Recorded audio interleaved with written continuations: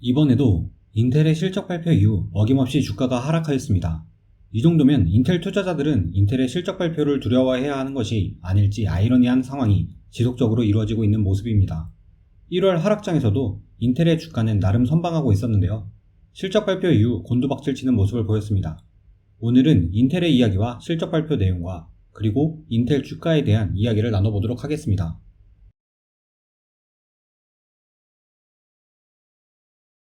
먼저 인텔의 미래 비전을 이야기하기 전 시장에서 왜 인텔에게 우려하고 있는지부터 살펴보겠습니다. 인텔 투자자들이 가장 먼저 알아야 할 것은 매출 총이익률이 지속적으로 낮아지고 있는 것입니다. 인텔의 매출 총이익 마진율은 3년간 지속적으로 우하향해왔습니다.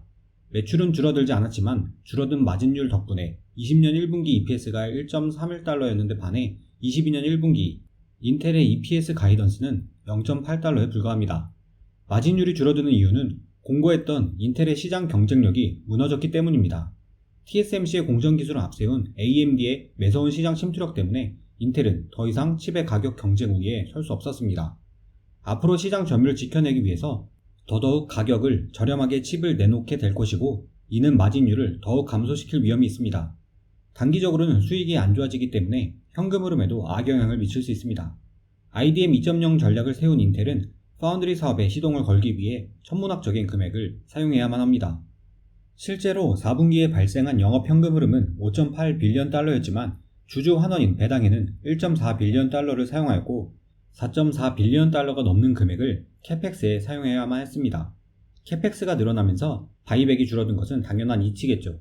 가용 현금 흐름이 주주에게 환원하는 몫이 적어지고 막대한 금액이 성공할 수 있을지 모르는 사업에 투자되는 모습은 단기적으로 주주들에게 환영받을 움직임이 아닌 것은 분명합니다. 거기에 더욱더 걱정할 것이 있습니다. 현재 TSMC, 삼성전자 모두 공격적인 파운드리 투자를 진행하고 있습니다. 지금 건설하는 신규 팹 같은 경우 2024년 완공되어 운영될 예정인데 자칫하면 과잉 투자가 될 우려도 있습니다. 혹시나 가동이 늦어진다면 현재 반도체 쇼티지로 인한 반도체 가격 상승 사이클이 끝나고 공장이 돌아가게 된다면 지금 투자하고 있는 돈이 아무것도 아닌 게 될 수 있겠죠. 파운드리 산업은 천문학적인 돈을 빨아들이는 사업입니다. 제때 경쟁력을 확보하지 않는다면 제 아무리 현금 창출 능력이 뛰어난 인텔이라도 휘청거릴 수 있게 만들 수 있습니다. 이러한 이유들 때문에 시장에서는 인텔에게 높은 밸류에이션을 줄 수 없는 상황인 것 같습니다. 그에 반해 물론 여전히 인텔을 긍정적으로 바라보는 뷰가 있습니다. 먼저 인텔은 낸드 사업부 판매를 SK 하이닉스에게 완료하였습니다. 인텔은 낸드 사업부를 포기하고 주력 산업으로의 포트폴리오를 재맞춤하고 있습니다. 팻 갤싱어 또한 IDM 2.0 전략에 맞추어 전사 역량을 집중하고 있습니다. 반도체 회사의 가장 중요한 것은 역시 기술 경쟁력입니다. 경쟁사 AMD에 비해 압도적인 기술 경쟁력을 갖지 못한다면 점유율을 지키기 위해 가격 경쟁력이 떨어질 수밖에 없습니다.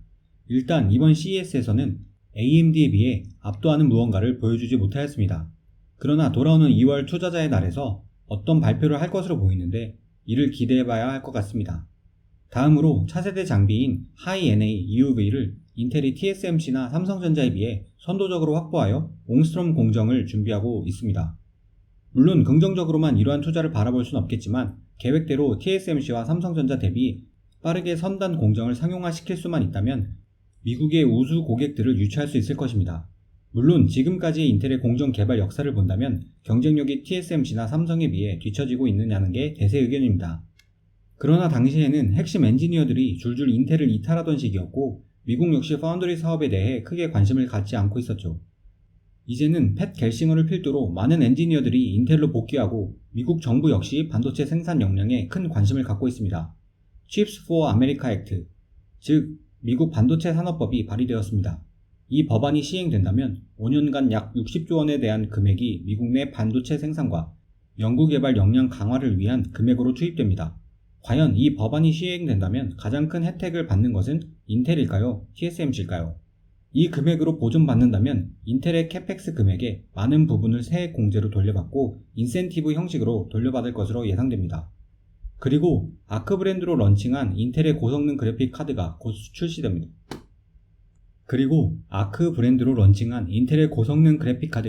출시됩니다. 벤치마크 성능으로 가장 좋은 성능의 그래픽 카드가 엔비디아의 RTX 3070 Ti급 성능을 보인다는 것이 많이 유출되고 있습니다. 암호화폐 채굴 시장이 커지면서 그래픽카드는 거의 구할 수 없는 존재가 되었으니 인텔의 그래픽카드 시장 진출은 성능만 제대로 된다면 매출 상승 기여에 한 역할을 해줄 것으로 기대합니다. 더구나 애플의 M1 칩 같이 이제는 CPU와 GPU를 포함하여 많은 칩을 하나의 SoC로 만들어 성능을 끌어올리고 전력 소모를 줄이는 방식이 대세가 될 텐데 인텔 역시 GPU 성능을 신경 쓰지 않을 수 없겠죠. 본격적으로 반도체 거인들의 전쟁이 벌어지지 않을까 싶습니다. 인텔의 패키징 기술은 굉장히 뛰어나다고 정평이 나와 있는 편이니 기대해 볼 만합니다. 마지막으로 모비라이 분사와 상장입니다. 모비라이는 현재 ADAS 시장에서 선도업체입니다. 모비라이는 테슬라의 FSD와 같이 자율주행용 SoC를 생산해오고 있는데 2021년 1억 번째 IQ SoC를 출하하며 지속적으로 성장하는 모습을 보이고 있습니다. 2023년에는 완전 자율주행 수준인 레벨 4 성능을 보이는 IQ 울트라를 생산할 예정입니다. 모비라이는 2022년 독일 뮌헨과 이스라엘 텔아비브 상업 로보택시 서비스 시작을 목표로 하고 있고 현재 뮌헨과 텔아비브를 비롯하여 뉴욕, 디트로이트, 도쿄, 중국 등에서 시험 운행을 진행하고 있습니다. 2022년 모비라이가 시장에 진출할 텐데요. 이 시장의 크기는 40빌리언 달러로 예측된다고 합니다.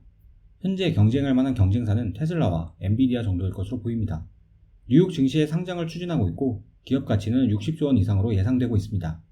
미국은 우리나라와 달리 물적 분할로 지분 상장이 아닌 전액을 분사 후 상장하는 게 원칙이니 인텔 입장에서는 모비라이를 상장하여 자금을 마련할 것으로 보입니다. 인수 후 5년 만에 기업 가치가 3배가 되는 것이 좋은 투자였죠.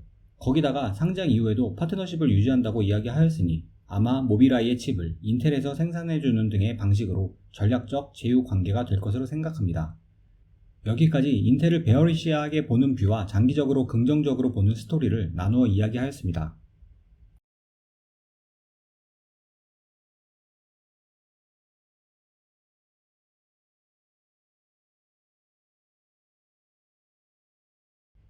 (2021년) 인텔은 사상 최대 매출을 기록하였습니다. 자그마치 747억 달러의 매출을 달성하였는데요.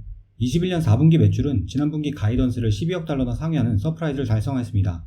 EPS도 지난 가이던스 대비 0.19달러를 상회한 1.09달러를 달성하였는데요. 그러나 4분기 그로스 마진이 전년 대비 4.6%포인트 낮아져 매출은 증가했지만 EPS는 26%나 하락하는 모습을 보였습니다. 4분기 인텔의 CCG 사업부 매출은 전년 동분기 대비 7% 하락한 10.1빌리언 달러를 기록하였습니다. 데스크탑의 경우 매출이 상승하였지만 노트북의 매출이 감소하였는데요.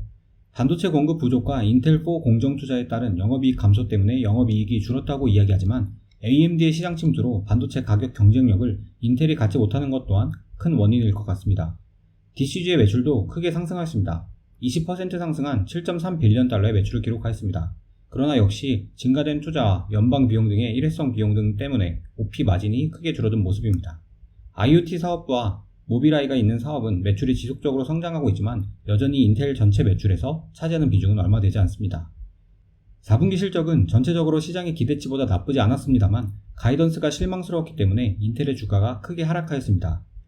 앞에서 이야기했듯이 EPS가 지속적으로 낮아지는 기업의 투자자는 기업의 미래가 걱정스러울 수밖에 없을 것입니다. 인텔의 매출은 줄어들 것 같지는 않습니다. 그러나 많은 투자 때문에 이익률이 지속적으로 하락하고 있고 이에 따라 EPS 예상치가 줄어들고 있습니다. 문제는 언제까지 이러한 패턴이 지속되는지겠죠. 사실 올해의 인텔 EPS도 작년과 2년 전과 비교했을 때 지속적으로 하락할 것 같습니다. 그럼에도 불구하고 매출은 줄어들 것 같진 않고 오히려 증가할 수 있을 것이란 개인적인 예상입니다. 이럴 경우 미국 정부에서 반도체 인센티브를 주었을 때 시장의 예상치보다 인텔의 이익률도 크게 줄지 않을 가능성도 있습니다. 미국 정부의 도움이 없을 것이라 가정한다면 인텔의 EPS의 지지부진한 횡보는 2023년까지 계속될 것으로 예상합니다. 지속적으로 파운드리 투자를 할 것이 주 이유겠죠. 중간에 모비라이를 잘 상장시킨다면 일회성 이익이 생길 수는 있겠지만 지속적인 것은 아니기 때문에 밸류에이션을 할 때 제외하도록 하겠습니다. 2023년 이후 파운드리 사업이 정상화로 이루어질 수 있다면 그 이후부터 연평균 10%의 EPS 상승을 예측할 수 있을 것도 같습니다. 따라서 지금 인텔에 투자하는 분들은 팻 갤싱어 CEO와 함께 진짜 회사의 주인이 된다라는 마음을 갖고 같이 가야 한다고 생각합니다. 이번에도 배당을 5% 인상하였습니다. 현재 주가로 배당률은 3% 정도인데요. 배당 수익도 챙기면서 인텔의 변화가 포착되는 순간 인텔의 주가 상승 차익까지 얻을 수 있을 것이라 생각합니다. 지금 거래되는 인텔의 주가는 굉장히 저렴한 편이기 때문에 시장에서 보는 뷰가 달라질 때 그만큼 높은 수익도 실현할 수 있겠죠. 지금은 너무 시장이 회의적인 편이라 저평가 영역에 돌입했다고 생각합니다. 현재 높아진 금리 수준과 앞으로 몇 년간 없을 바이백 프로그램 등을 생각한다면 인텔의 적정 주가는 기존보다 낮게 생각해야 할 것 같습니다. 2024년부터 사업이 정상화되어 다시 EPS 상승이 연평균 10% 된다고 가정하였을 때 인텔의 현재 적정 주가는 53불 수준이라고 생각합니다. 커져가는 반도체 시장에 비해 굉장히 보수적으로 전망한 수치이고 불케이스의 경우에는 인텔의 적정 주가는 86불이라고 생각합니다. 정말 인텔이 반도체 제국으로 돌아간다는 가정하에 세운 시나리오입니다. 제시한 목표 주가는 주관적인 판단에 의한 주가이기 때문에 투자에 참고만 해주시기 바랍니다. 모두 즐거운 설 연휴 보내시고 새해 복 많이 받으십시오. 모든 투자의 책임은 투자의 본인에게 있음을 알려드리며 영상을 마치겠습니다. 영상을 시청해주셔서 감사합니다.